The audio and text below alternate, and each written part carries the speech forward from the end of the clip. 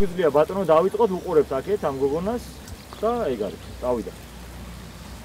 მე დიდი მადლობა უნდა გადავხადო ძალისმიერ სპორტის საერთაშორისო ორგანიზაციას მის პრეზიდენტს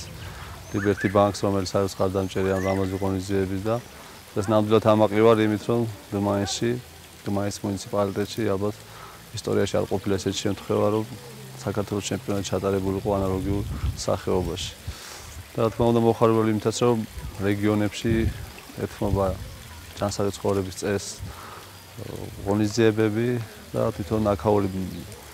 ახალგაზრდები დაკავებულები არიან ამ სახეობით რაც მე ვაუფრო ამაყს ხდის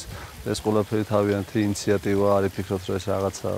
რა თქმა უნდა ჩვენს ხელს უწყობთ მუნიციპალიტეტი მაგრამ ეს ყველაფერი თავიანთი ინიციატივა იყო თავიანთი ენთუზიაზმით